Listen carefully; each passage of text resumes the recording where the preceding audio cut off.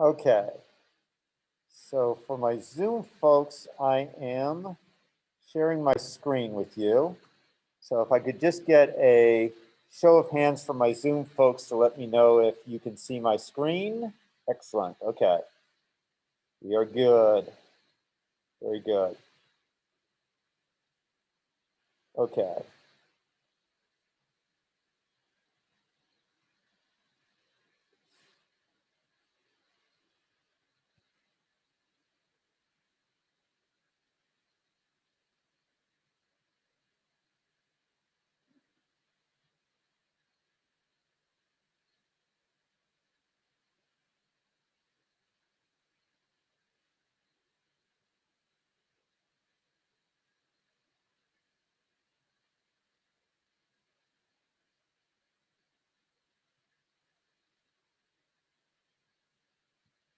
Okay, so today, let's get started. Today we are going to, oh, there we go. So today we're talking about input and output in Java. And I probably, if I'm able to go quickly enough, I have a problem toward the end of class that I'll have you all work that will give you some practice with Java I/O, multidimensional arrays, and iterating through multidimensional arrays. So it's kind of a good combination of things because today is our last day on basic Java. And then we start getting into things like the collections library, inheritance, some of the more advanced concepts in Java. So that exercise should help pull everything together. Just a little bit of housekeeping. Let me try to move this. So the TAs have been sorted out, and we now have contact information posted. I posted them in announcements, and the reason I did that is because of the Zoom links. I want them behind a firewall so that the TAs don't get Zoom bombed. So Ashley's holding her office hours Friday 11 to 12. Siobhan from Wednesday 2 to 3. Now, for the most part, you should just be asking them grading questions during that time, although if they have time, they may be willing to answer a homework question as well. In general, probably I'm the best one to address the homework questions too, because they're going to be spending most of their time with grading. Remember, on many of the programs, they're just going to run the program against the example data and look at the output. And they're not going to have time to go in and look at your programs. There's about 70 students enrolled in the class, and we have about 20 TA hours. So they have to essentially get through about 3.5 homework assignments per hour. They have about 15 minutes per homework assignment. They don't really have time to look at your code and debug it. So if it doesn't work with their test data, they'll give you a 0, but that's not the end of the road. You're allowed to visit them during their office hours or email them and say, hey, look, here's the example data I used, and it worked. Here's the output. And so you can work out, and you can show them the code, and then that you can get extra credit or partial credit back. Okay, so don't freak out if you get a 0. Instead, look at it and say, is this really what I deserved? Because I just submitted code that I knew didn't work. I'm sorry, the TAs, if it doesn't work, the TAs can't look at it and try to figure out how close it was. They just don't have time. But if you thought it worked and you're surprised you're getting a 0, go to the TAs during office hours or send them an email and say, hey, here's the test data I used and it worked. Can I get some partial credit? Okay. My office hours, I had them listed as 4 to 5. I've moved them to 4:15 to 5:15. That's to give me a little more time to eat, because I forgot that students ask questions after class. So it takes about 15 minutes for me to get out of here. I lecture before this, so I don't have any time to eat lunch. So that gives me time to eat lunch and get home so that I can get on Zoom. So I'll be on Zoom at 4:15 today. Let's see. The other thing, we've sorted out the issue with links. We're going to use Piazza, and there's a sign up link and a class link. So if you could sign up with the Piazza link, and if you have questions about the homework assignments or lectures, please post them to the Piazza site. That way, either I, the TAs, or another student can respond to them. And already I appreciate a couple students have responded to questions that have been posted. And I think that takes care of the housekeeping stuff. So we do have a homework assignment due this evening. I know it says Wednesday, February 3rd, but that's at 6 a.m. The only problem that you might have had some issues with up to now, because we haven't gone over it, is I think the one that has formatted output. So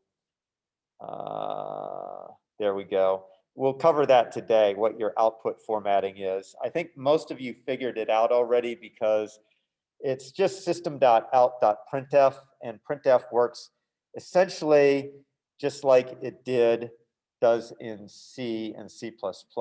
And I'm assuming you've seen printf somewhere, because in CS140 you're supposed to have covered printf. So unfortunately, I did not allocate a whole lot of class time to covering printf. We'll do a little bit today, but it's more focused on differences with C++'s printf as opposed to a comprehensive tutorial on how to use printf.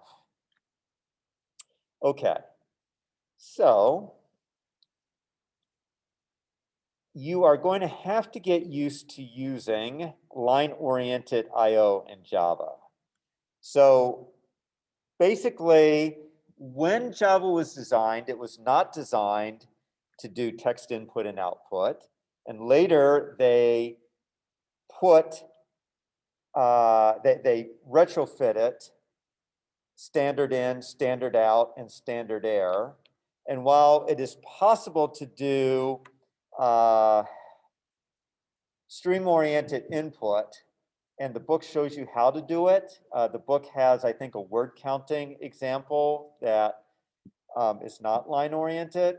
In practice, most Java programs are line-oriented, and that's how we're going to tackle I/O in this course. So I'm not going to go over how you do stream-oriented I/O just because it's unusual to do it that way in Java. So I am going to do it by showing you some examples rather than just going through things. So basically, your go-to input class is the scanner class, and it is in java.io,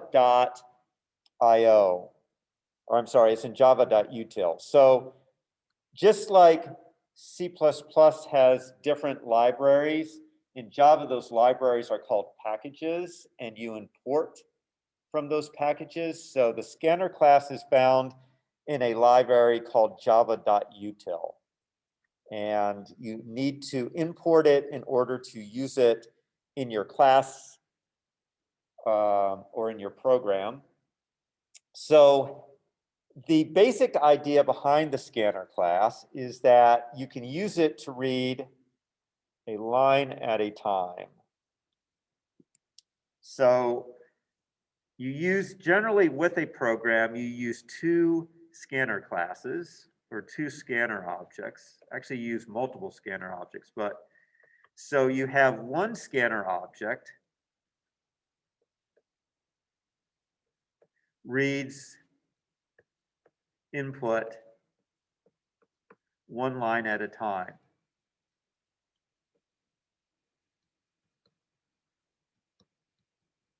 And then for each line,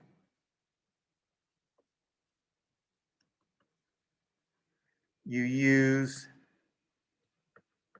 a new scanner object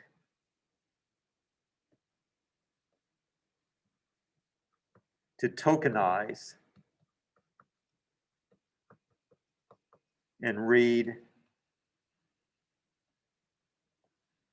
I'll call it words from the line.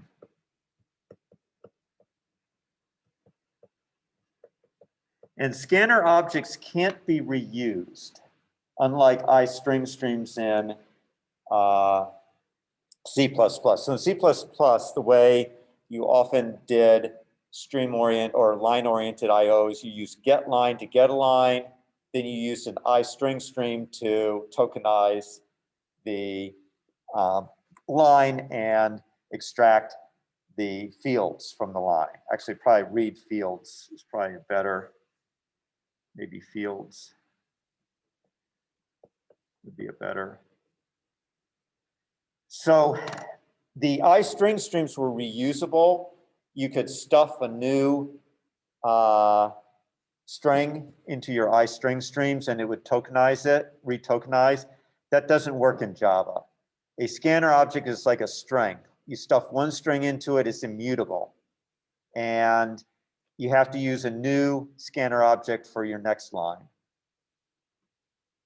So that's the general idiom, two scanner objects. And let me show you a sample program. It's the easiest way to show you what's going on. So in this program, what I'm going to do is I'm reading lines of the form, Brad has got an age and something that indicates true or false. What's that supposed to indicate? Anything you want it to. Will indicate whether Brad has had the COVID vaccine, except Brad has not, so that would be false. But at any rate, Brad will say this is an age, this is whether they've had the COVID vaccine. So what we're going to do is type checking for this program. And this is supposed to be a string, this is supposed to be an int, this is supposed to be true or false. And every line should have 3 fields in that order. So we want to print out error messages if any of this is not what it should be. Okay. So here's the example. So here's actually a sample file and some sample output. So the first line is all good, but the second line is missing a 3rd field. So you see line 2 must have a field for singleness. Okay, so I guess here I was assuming whether they were in a relationship or not.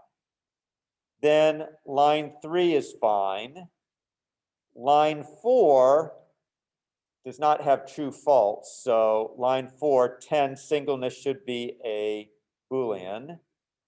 Line 5 is missing 2 fields. So I'm sorry, line 6 is missing 2 fields. So wait, 1, 2, 3, 4, line 5. Sorry, line 5 must have fields for age and singleness. So it's missing 2 fields. Line 6, you might think, okay, that doesn't look right, but it's a string. So there's no way to type check that. Essentially, 10 is a string. So as long as the first field is there, it's valid. Anything can be in the first field. The second field has to be an int. Third field has to be a Boolean. So on line 6, 30 is not a Boolean.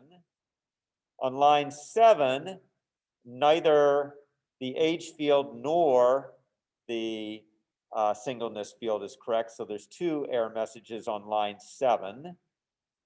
Then line 8 is empty. So line 8 says line must have the format name, age, and singleness. And finally, the last line, the age is not an integer and there's no field for singleness. So it gets 2 error messages. So that's how it's supposed to work. Okay, so here's the program. So an import statement, we import java.util.scanner. I could say import java.util.star, but that's kind of like importing the kitchen sink. So it's typically better to be a little more surgical about it, especially because you can get 2 different packages with the same class name, in which case you could end up with name conflicts, which is why importing using star is a little bit dangerous. So we have my usual format of putting all of main into the constructor. So the first thing, this is standard, that you do with the scanner is you give it something to read from. And in this case, it's system.in. So you can't read directly from system.in because it is a byte stream. And that means it's encoded as binary, and we want characters. So we have to wrap it in this scanner object. And I typically call it console because it's like reading from the console. And I set my line number to 0. So now I say, while I have next line. Okay. So this tells me whether I have another line or not. And the next thing I do is I read next line. So if I have a next line, I read it and I stuff it into a scanner object. So this is that second scanner object I was talking about. And you can see that I have put it inside this try statement. So this is called a try block with resources, meaning it is a try block that has the scanner resource. And when the try block exits, it will automatically close that scanner object, which is important because if you forget to close it, it will not be garbage collected. So remember how I said that you should, if you have to release resources, you should not use finalize to do it. You should write your own procedure. And in fact, that is what scanner objects do. They have a dot close, which releases resources and allows them to be garbage collected. But if you do not call the close method, it will never get garbage collected because it turns out it doesn't release the resources. Those resources then have pointers to them, and the garbage collector can't garbage collect it. It's easy to forget to close these scanners, so by using a try block with resources, it automatically closes. I don't care whether you use a try block or not. I do care that you close your scanners. Okay, while the TAs will not deduct points, when we have an exam, if you are not closing your scanners either explicitly or with a try block, I will deduct points because this is a massive memory leak if you forget to close your scanners. So either do it explicitly, close them, or use this try block. So here I'm declaring a scanner named line tokenizer, setting it equal to a new scanner where I'm stuffing in the next line from the console. I implement line number, and now I'm going to start my series of tests. So the first thing I do is test to see whether it has a name field. And the way I do that is with the has next function. So the scanner has a has next function, tells me whether there's another token remaining. If it's not, it will return false, and I've exhausted the string. Okay, but I expect there to be a one, and if it is, I consume it. So next returns that token as a string. So has next tells me true or false. Do I have another token? Next actually returns it as a string. And in this case, I'm not doing anything with it, so I just call next to consume it. If there is no next token, it means the line was blank. So I print out using a printf statement that the line must have the format name, age, singleness. So that's my first one. This has done the testing for name. Now I'm ready to move on to age. Okay, notice I said continue. So in the else clause, so if it has no fields, I actually break out of here, break out to the next iteration of the while loop. And in breaking out of the try statement, the scanner will get closed. Okay, so I move on to the one. And again, I ask, does it have another token? It should. It should have an age token. If that is true, I next check to see whether it is an int. So there's different function, has next int, has next bool. Go back here, a whole bunch of them. Has next int, has next boolean, has next float, has next double. What it says is, can I convert the next token to that type? Will it succeed? Okay, you are allowed, so that's what I'm doing. So if it can be converted to an int, I call next int and I consume it. I could just call next int and not bother with trying to check whether it is convertible to an integer. And if it isn't, then Java will throw an exception. The problem is we haven't covered exceptions yet, so I don't want to show you that. Hence, I put an if statement to ensure that this statement will succeed. Okay, so this consumes it. So there's two possibilities, error conditions. The first one is the token existed but was not an integer, in which case I print out that it must be an integer. And notice that I consume it. Right here, I consume it, and I print it as a string because I should be able to print any token as a string. So I'm done with the age token, and I want to move on to the token that indicates whether the person is single or not. But in order to do that, I have to make sure that I consume that token. So that's what I'm doing. I have a question. Yes.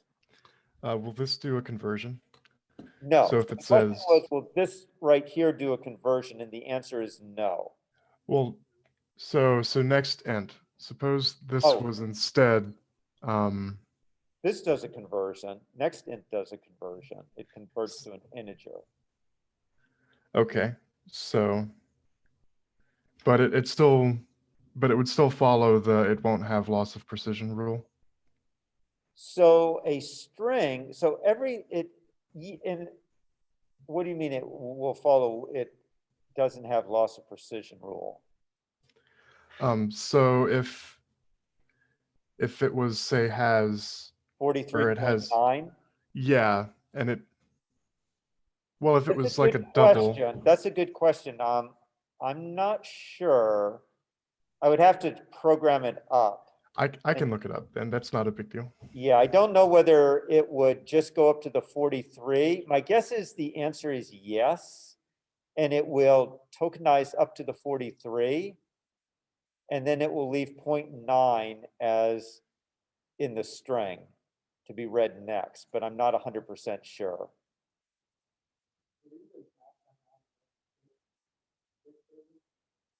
I don't have to. So the question is, do I even have to have this statement?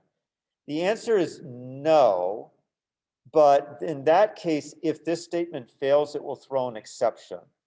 And then because I'm not handling this exception, the program will exit, which is not what I want to have happen. Okay.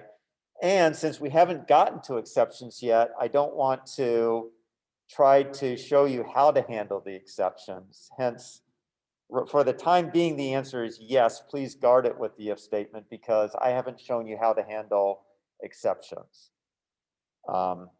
So without that protection, this could end up throwing an exception and the program would actually exit at that point. Okay, I can show you that when I start running it. Okay, so the first check was to see whether, the outer check was, does the field even exist? So if the field doesn't exist, I come down to here and I know that I'm missing both the fields for age and singleness, so I print out that error message and again I continue. Okay, and then finally, if I get down to here, it means there's a third, I've gotten past the name and the age. There may have been errors, but they were recoverable errors, so I continue. And again, there should be a third token. So if there's not a third token, I indicate that there's needs to be a line for singleness. Otherwise, I check to make sure that it's a Boolean, and if it is, I consume it. If it's not, again, I print this error message. And I'm going to, you'll notice that it is picky about it. So in C++, anything that is not false is, I'm sorry, anything that is not false or 0 is considered true.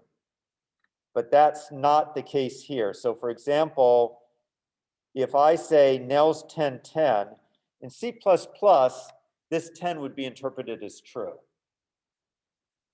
In Java, this is not interpreted as a Boolean. You have to write it out as either true or false.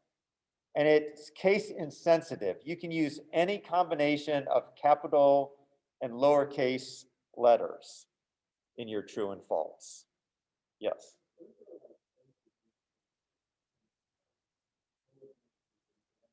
If there were multiple spaces here, that's fine. So there can be any number of spaces. It's doing the tokenization based on white space.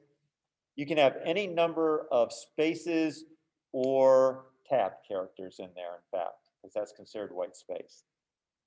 And I always mean to look up whether you're allowed to use regular expressions to tokenize, and I always forget. So because it'd be nice if you could use something other than spaces here to, like commas in a CSV file, you'd like to be able to break it on commas rather. So I need to check whether you can specify a pattern for your white space. So I'll tell you straight up, I don't know the answer to that question. Okay, and you'll notice that I actually did not ever close this scanner. That's because it's the end of the program. Otherwise, but if it was not the end of the program, then I'd want you to close that one as well. Okay, so let's just have some fun and actually. Dr. Vanderzen, Yes. the Java scanner does have a use delimiter call where you can manually set it to anything you want, and it accepts regex. Okay, so the person was saying that, in fact, the scanner class does have a way to set the delimiter, and you can use a regular expression. So that's great, because that's the way it should be. Okay, so let's put this into, so I think I already have this. So if I go to examples, and I go to data check, I don't have it. Okay. Let's copy data check to, oh no, let's just, yeah, I'm going to copy data check. I don't want to, I'm going to start playing with data check, so I don't want to, I'm going to compile data check so you can see that it works.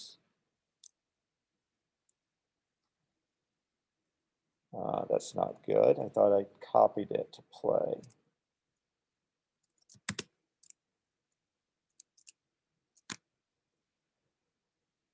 Copy data check.java2, and it's not there.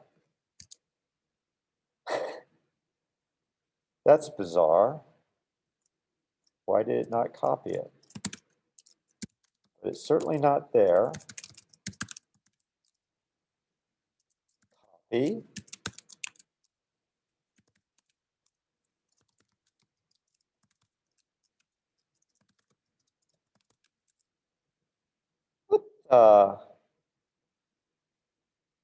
What am I? Why am I so brain dead? Does someone see what I'm doing wrong? Why is it?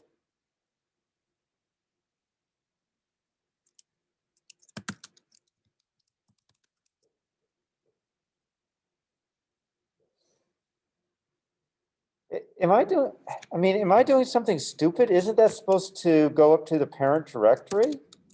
Why don't you just go to the parent directory and then open play from there? Oh, I understand that. It's just, I'm being stubborn. It's like, why won't that? Oh, because examples is a symbolic link. Ah, that's why it can't.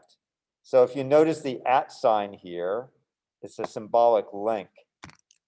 That's why it wasn't working. Okay. Now it's there. Okay, so let's go to our input here. Actually, let's just start entering stuff. So Java data check. So Brad 10 true works. Brad 10 does not. Brad 10 1, notice it did not accept that as a Boolean, nor did it accept 0 as a Boolean.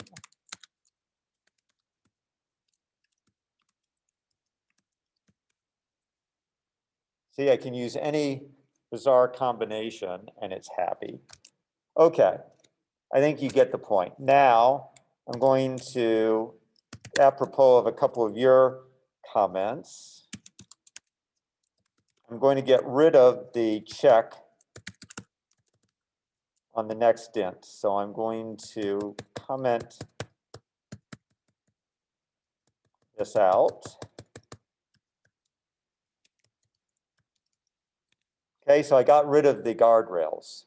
And I'm just checking if it has a next, then I'm going to get next int.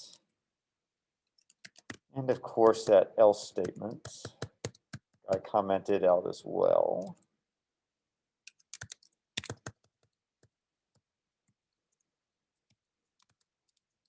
There we go. Compile it, run it. So Brad 10 true works. Brad nils foo. And it, see, exception in thread java.util input mismatch exception. And it's so nice because it gives us the line. So it was at line 28, so I can actually go. You can see it was in next int, but if I go to line 28, there we are. It occurred right there. But you can see without the guardrails, the program crashed, and without my handling the exception, it was no good. Okay. So, quick recap. Scanner comes from the util library. You, in order to read from standard in, you stuff system.in into a scanner object. You use has next line to see if it has a next line. You can get the next line by calling next line. And you stuff that into, you stuff that return into a new scanner object that tokenizes that line. Make sure that you close each of these secondary scanner objects, either by using a try with resources statement or explicitly closing it, because scanners are not mutable. You can't reuse them. So you have to create a new one for each line. Then there is these nice set of methods that allow you to check whether the token can be converted to that type, and then methods that actually retrieve them and convert them. Any token can be converted to a string using next. White space is the delimiter used for tokenizing. Let's see. I think I covered everything. There's one more thing that I need to cover. And that is what happens if our file has a new line character at the end. So let's actually create now a file, data.txt, Brad 10 true. This one has no new line character. Okay, so I'm going to run it.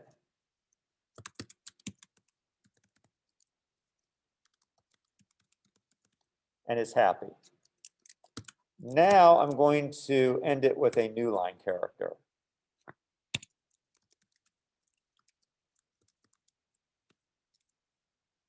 That's a little bit of an issue, right?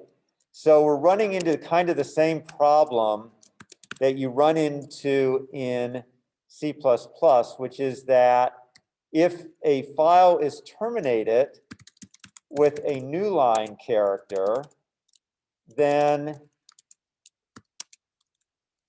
it will read it as a blank line. So one thing that you normally have to do, and there's no good way around it, so normally what you do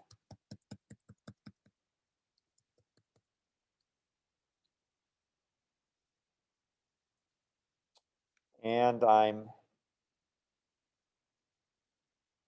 okay, so I'd have to modify this slightly.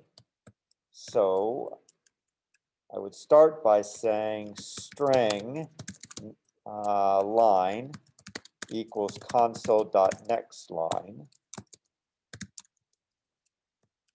Then I would say if line equals null, return. And now down here, this would become new, stuff the line in here. Okay. So read the next line. If line is null, return. Otherwise, stuff it in there. So compile this, run it. And it looks like that's a blank. Okay, so that doesn't even work. If line equals, jeez. Okay, in this case, you're just toast because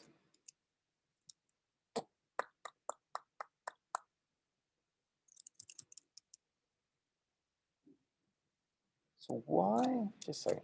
Okay, in this case, there's no way around it. What it's doing is it's assuming that the line that got returned is an empty string. Let me try something else with that. File. Instead of that, do this. That's different, actually. Maybe it's not different.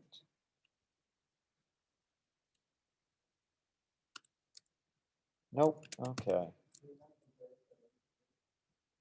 Well, the problem is I could, but what if the file is that? Then I would exit at line 2, even though, so that's why yeah. So I guess the answer is if you are not expecting there to be a blank line, then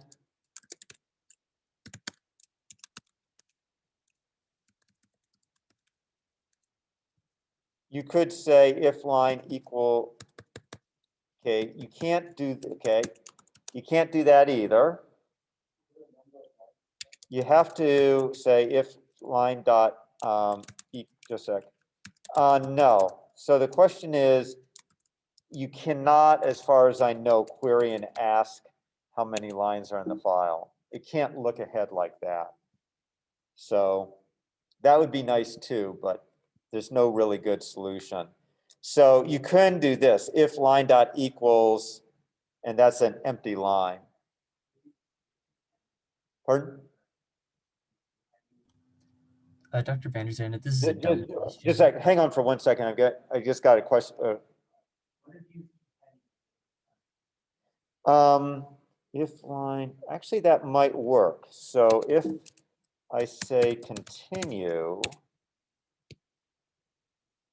you would still no, because the problem is now you're still not getting the error message, because I still want to print an error message if the line is blank. So if there's a blank line in the middle of the file, I still want to print an error message. It's only when it's the last line in the file, and I don't know if it's the last line in the file. I could, I think, at this point, actually say, I think what would work is if line equals if console dot next has next line, continue, else return. That would work.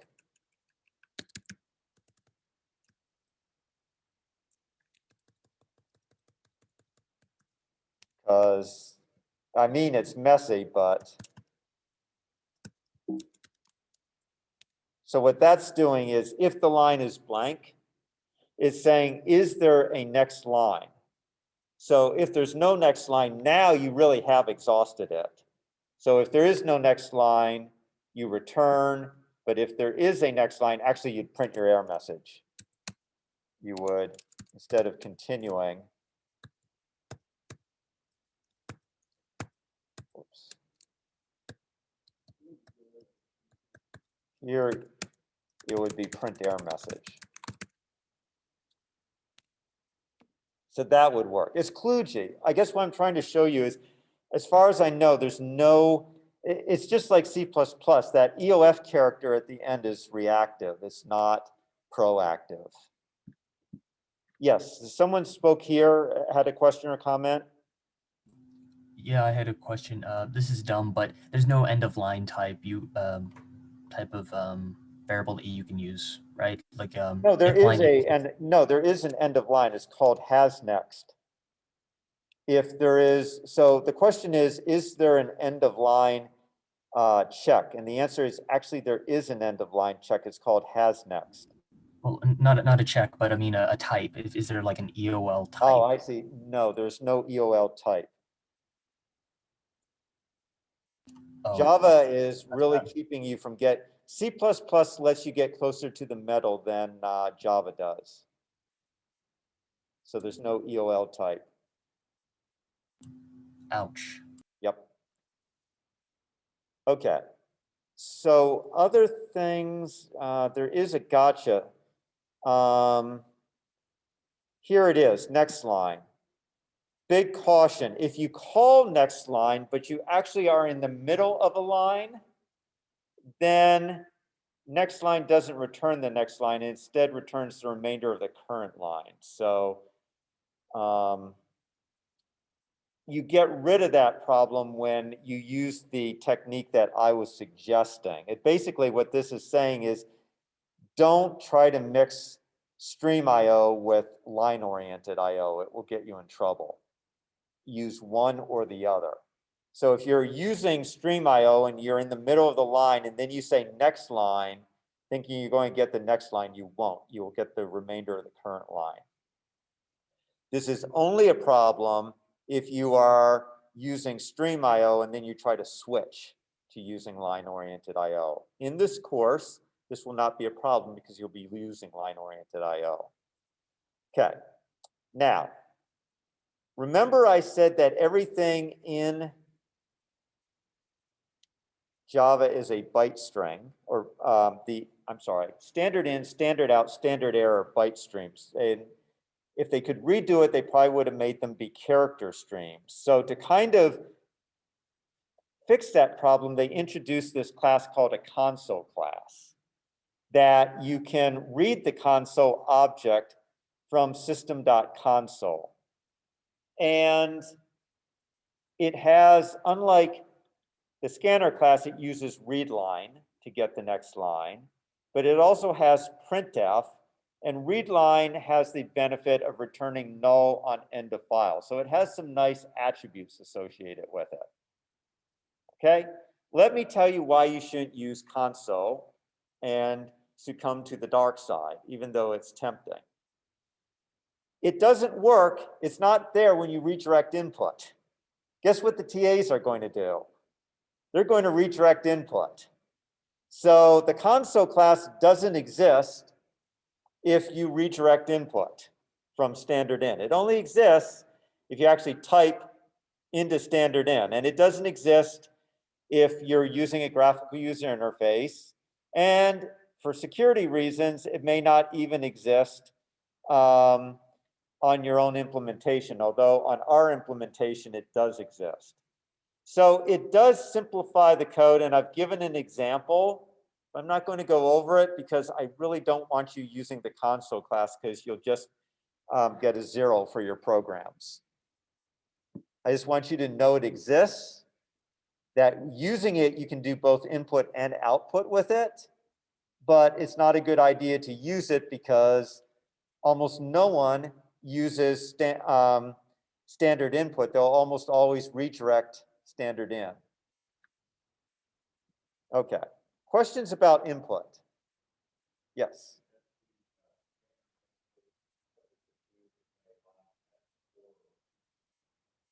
Good question. It doesn't catch that. The question was, what happens if a line has 4 or more fields? And the answer is it accepts it.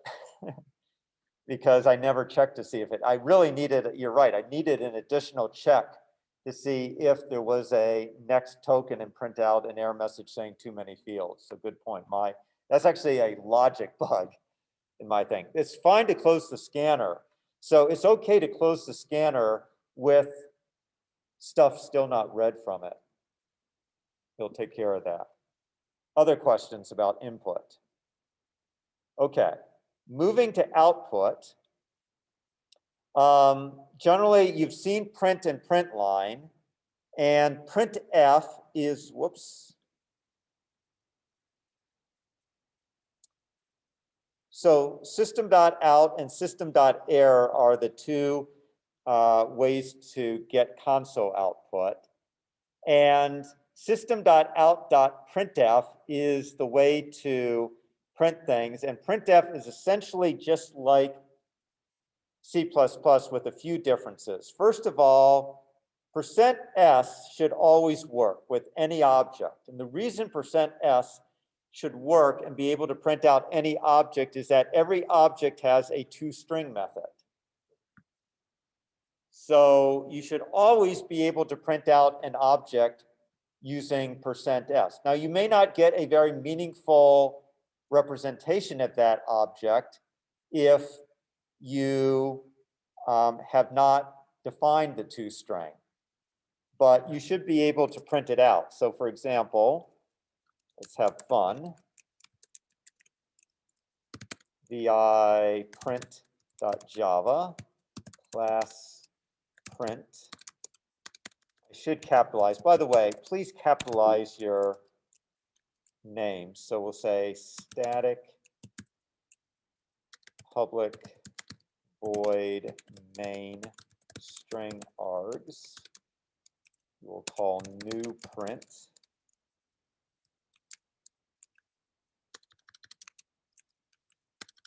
Okay, let's create an inner class called foo.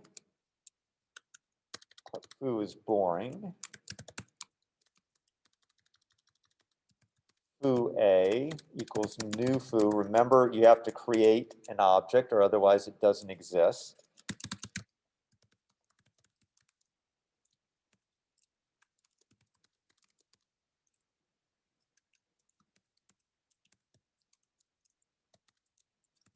So I'm just printing foo. Very interesting program. Right? Just to show you what happens.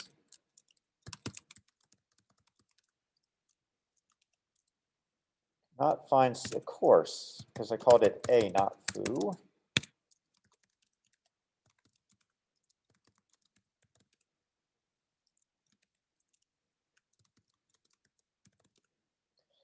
Notice Java is case sensitive.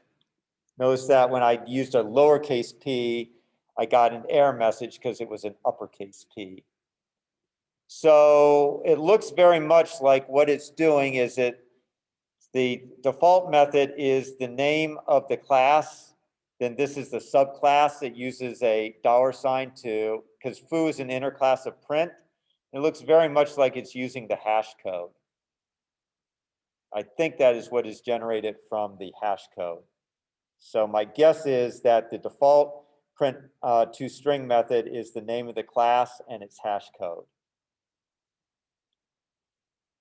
Okay, so you can use, what's nice is you can use %b to print a Boolean and it will print out as true false rather than 0, 1. Remember with the new line character to use %n, not \n. But just to make it confusing, \t is still \t. If you want a tab character, it's still \t, because let's throw consistency out the window. Okay, I'm a bit, in graphical user interfaces, consistency is everything, because remembering exceptions is a pain in the neck, right? So why not also make a tab character be %t? But no, no, no, no. You have to use \t for a tab character. Okay, if you want to do a with specifier, same thing that you do in C++ with like %10f or %10d. %10.3f will print 3 digits after the decimal point. Okay. You can pad, same thing, you can pad things with 0 or spaces. One thing that Java has for internationalization is for numbers. If you want a 1000 separator, then there's a European way of doing it and an American way of doing it. So you're allowed to say %, comma, and it tells, if you use the comma, it tells Java to look at the country that the virtual machine is running in and to output the numbers using the standard 1000 separator for that country. The other thing that is a little bit different and kind of cool is you can repeat things in a statement. So let's say I have this,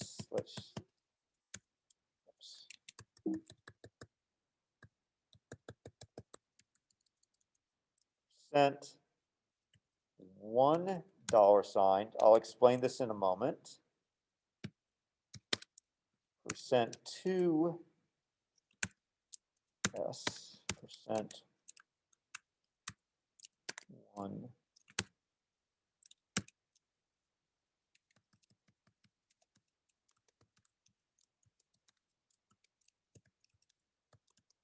Okay. So what's going on here? What if this says is, but it says take the first argument and print it. Okay, the $sign is the delimiter saying, stop, this is now carrying on with the rest of the formatting. This one is saying use the second string, which is yfon. This one is saying use, instead of using the third string, use the first string. So you can indicate actually which of the arguments in printf you want to use with the, by putting a number before the $sign. So if I compile this, it should come out as Brad, yfon Brad.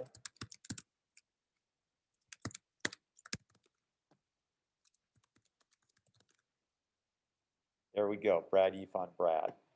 Okay, otherwise printf and works the same. If you want left justification, use a -sign. So you'd say %-20s if you want a left justified. If you left justify something, you need a with specifier. Because otherwise, how can you left justify something unless it is, wait, I'm sorry, that's wrong. If it's right justified, you need a with specifier. Because how can you right justify something if there's not a with, right? So if you want to right justify something, you need a with.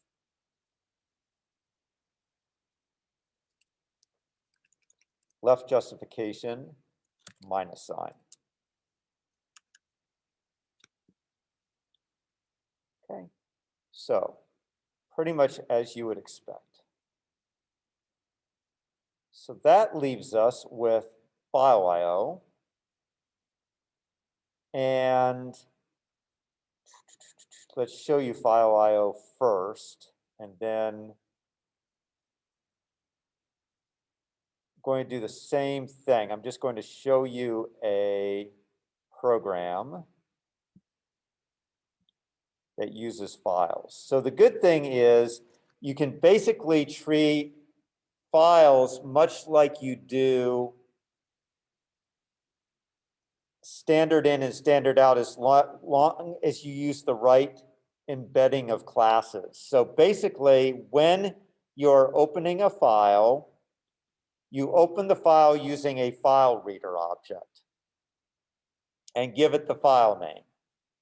So this is opening the file using a command line argument.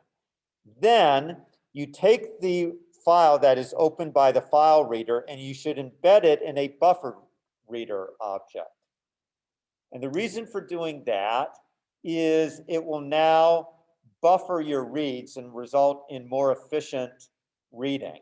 Otherwise, every time you read, it will go to the disk. But if you embed it in a buffered reader, it will actually buffer the reads and it will go to whatever is in the buffer before going out to the file again. So do this for all of your input. For your output, it's a 3-step process. Start with file writer to open it, then stuff it inside a buffered writer for the same reason, so it does buffered writes for efficiency, and then stuff that inside a print writer so you can do formatted output. If that seems complicated, well, get used to it. Just, it works. It makes file I/O so easy. Because after that, it's just like reading from a scanner object, basically, or writing using printf. Okay, so a buffered reader is just a little different than a scanner. So a buffered reader has read line rather than next line. So if you're reading from a buffered reader, you use next line and it returns null when you reach EOF. Okay, so while next line equals input reader.readline, and as long as you get something back that's not equal null. Java this is different than in C++. In C++, you would just say while input reader.readline, and you would give it a place to put the line, and if it failed, all you would have to write in C++ is this. Whoops, don't search. In C++, you could just write it like this, okay? And if it failed, it would return null, and null is treated as false. But Java is more type strict. So null is not a bool in Java. Hence, when readline returns null and you try to test null, the compiler says, 2 thumbs down, you get to change it. So that's why I had to do the comparison here, because that will give me a bool back. I'm sure you'll make this mistake, because I constantly make it when I go between C++ and Java. So I always forget that. Okay. So we have the same problem that you have in C++, which is that if the user hits return after the last line of the file, it appears there's an empty last line. Again, if that is legitimate, you're toast. But if it's not legitimate, you can do that test to break out and not process that empty last line. After that, it's the same thing. Every line, stuff it into a new scanner object and make sure you close it. Notice here I didn't use a try with resources, but I also closed it. So basically, file I/O, just like reading from standard in, is line oriented. Each line you stuff into a scanner object. Make sure you close the scanner object. Make sure that you close the file readers if it's not the end of the program. And then here, format and printf are the same. So you can use either one, and that writes to the file. So file IO is very easy as long as you follow my suggested strategy. Okay. And there's a reason, again, the reason you use those buffered readers and buffered writers is for efficiency. Which takes me to my next point. These, they don't come from Java util. File writer, buffer reader, file reader, they all come from the java.io package, not java.util. The other thing coming back here, whoops.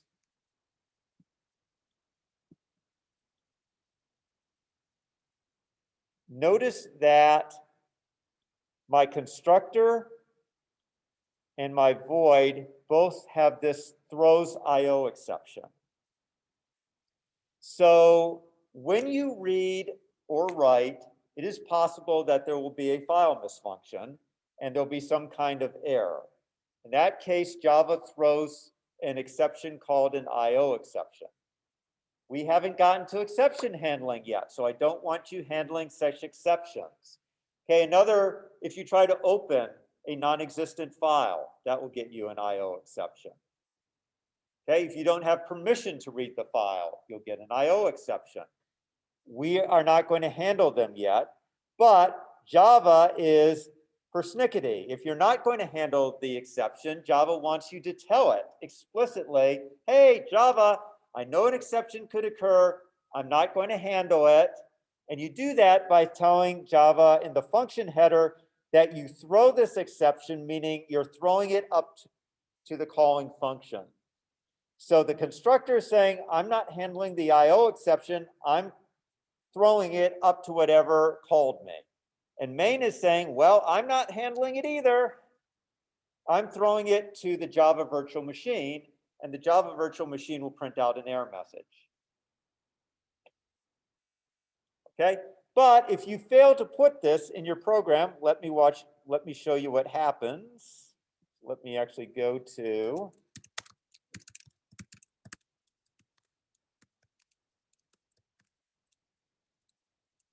so I'm going to take out of file IO, I'm going to take this throws exception out of there. And I'm going to try to compile it.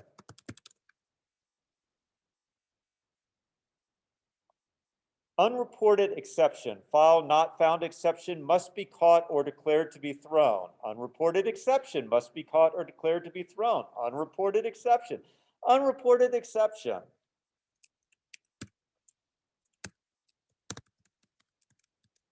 Now I'm saying, okay, I know, got it, check. I am throwing it, happiness. Don't forget that. Of course, it's a 30-second, it'll take 30 seconds of your life to go back, edit the file, and add throws IO exception. Questions about any of this? And up here, notice I do get lazy, and I say import java.io.star, because yes, it's a pain in the neck to list 5 different classes. Not going to, as I said, I'm not deducting points for you doing it. Okay, so it turns out that there actually are 2 packages. There's Java NIO and Java IO. And you will see people saying, oh, you shouldn't use java.io because it doesn't, Java NIO is more efficient and it uses buffering operations. Well, the Java designers of the virtual machine aren't dumb. So Java IO was first, Java NIO was second. Okay, it was an improvement on Java IO, and it was basically introduced for multi-threading. So when you have a multi-threaded client, like one that's listening to the web, and you have different people coming in, you want to be able to do asynchronous reads and writes. So you want to be able to do a read for one user without blocking, so you can wait for and do read requests for your other users. So they introduced NIO for doing threaded processing, and it also uses, it's buffer oriented. So it was more efficient when it was first introduced. But the developers of Java aren't dumb. They eventually, in a later release, basically put Java.io on top of Java.nio. So now Java.io also uses buffer-oriented reading by default. So when you see someone claim that Java.nio is more efficient than Java.io, it means they're dated. Okay, they're wrong, essentially, because Java.io now essentially builds on Java.nio. So all you need to know really is Java.io is restricted in ways that we really don't care about. So it blocks when a file operation is executed. Normally we don't care because we're single threaded and we're willing to block. Files must be read sequentially. Yes, if you're implementing a database, it's a real problem that you can't do random access IO. Guess what? If you're implementing a database, Java is not the language of choice. Probably C or C++ is your language of choice if you're implementing a database. Okay, it's more convenient because Java parses the input for you into Booleans or tokenizes, you know, it does nice things.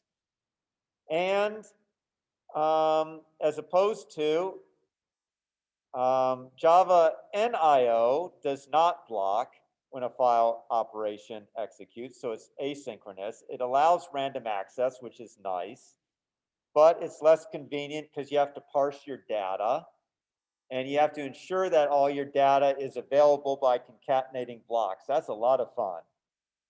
Okay, I had to do it once. It's joyous.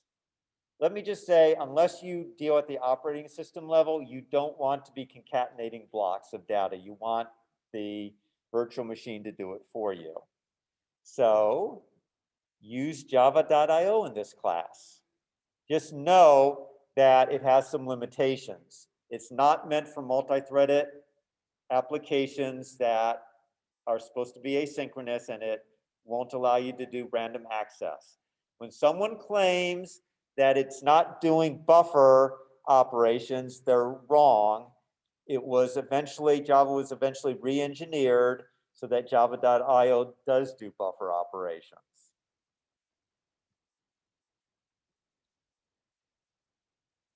Okay, I think we got everything. Last thing. So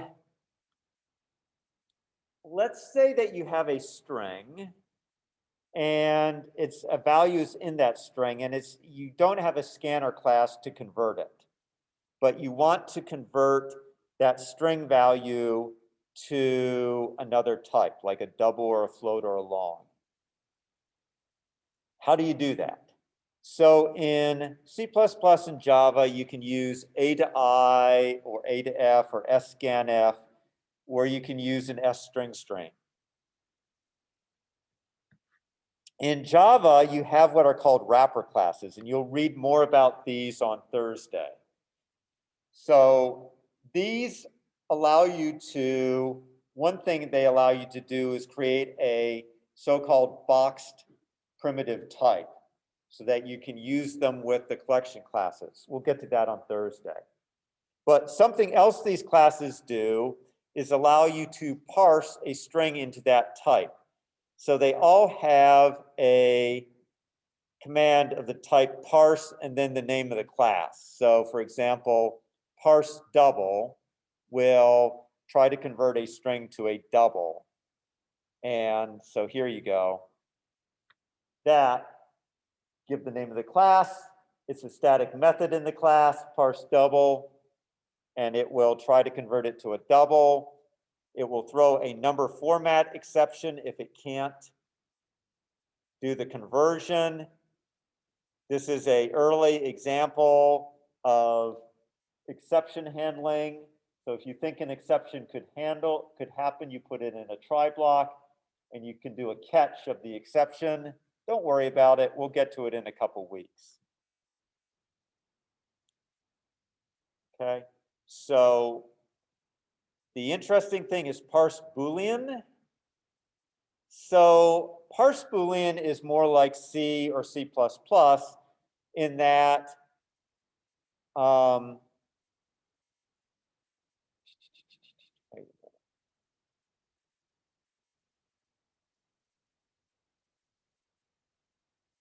okay, so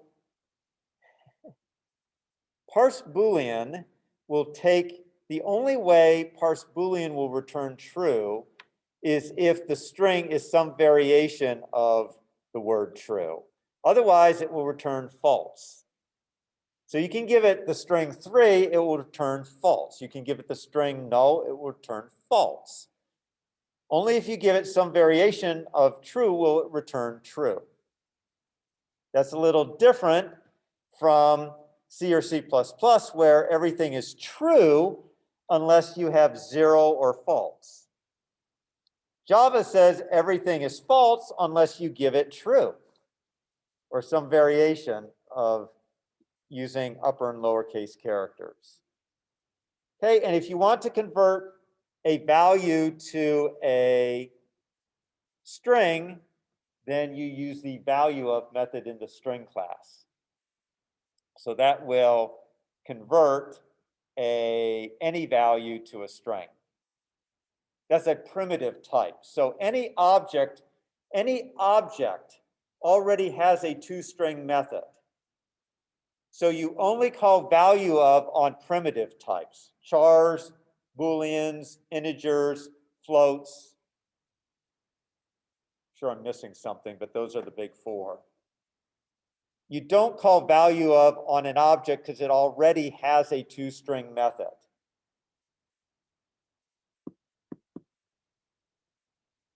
Okay.